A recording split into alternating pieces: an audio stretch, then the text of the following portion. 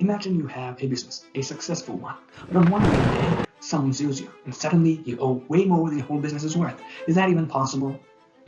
Stick around to find out. In this video, we'll be talking about the 3 types of businesses and their pros and cons.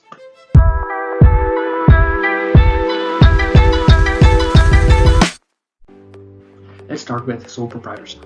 A sole proprietorship is a way to operate business where there's usually only one person in the entire company, and this person runs everything, and this person gets to keep all the profits and losses.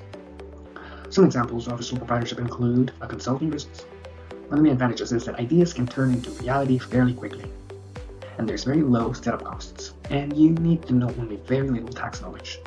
One of the biggest disadvantages of setting up a sole proprietorship is that you have unlimited liability. This is how you might end up owing more than your whole company's worth. Next up is the partnership business type.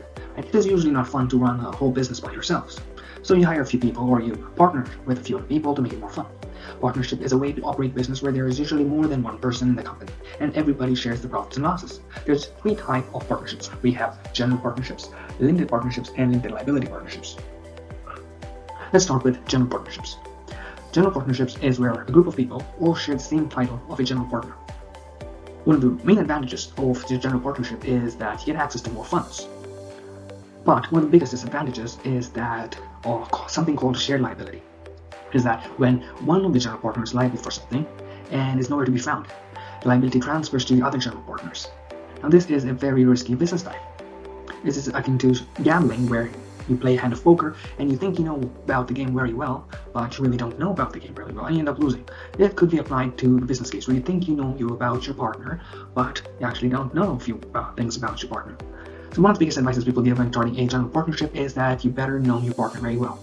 Some examples of general partnerships include law firms, because they want to show everybody that they are trustworthy. Now let's talk about limited partnerships. In this, we have a group of people who share the title of a general partner and another group of people who share the title of limited partners. Limited partners contribute funds to the company, but stay back and let the general partners take care of the daily operations. One of the biggest advantages is that the company gets more funds, and another advantage for the general partner is that they get to keep most of the control. The disadvantages of limited partnership is that limited partners give up control, but the general partners get the shared liability disadvantage. Some examples of limited partnerships also include law firms, where some partners set aside just giving funds. Another example could be coffee shops or any restaurants. Finally, we have something called a limited liability partnerships. This is where we do have the same 2 groups. We have general partners and we have the limited partners. What is different is that liability for all general partners is limited. They are not responsible for the misconduct of other general partners. One of the main disadvantages of a limited liability partnership is that, say if you want to expand your company globally, but an LLP is not offered in many countries. Finally, we're going to talk about corporations. Corporations are legal entities that are treated just like any other human. They can buy stuff, they can owe stuff, and they can also declare bankruptcies. How is a corporation structured? So the owners of the corporations are called stockholders because they hold stock.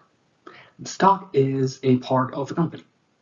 Now the owners of the company together elect the board of directors, and these board of directors then elect the CEO. The CEO is the person who is in charge of the day-to-day operations of the company. After a year has gone by, the CEO and board of directors decide they want to share the profit back to all the owners, and so they divide up all the profits and give out in something called a dividend. What are the main advantages and disadvantages of setting up a corporation? One of the main advantages is that everybody gets limited liability, while they still retain control over the company, however small or big that control may be. Some of the disadvantages of setting up a corporation is the legal paperwork and high setup costs. Let me conclude with this. In the beginning stages of your business, when one does not have enough resources, it is okay to set up a sole proprietorship or a partnership. But as soon as the resources are available, it is advised to incorporate to limit liability. This concludes our video. Hope you learned something.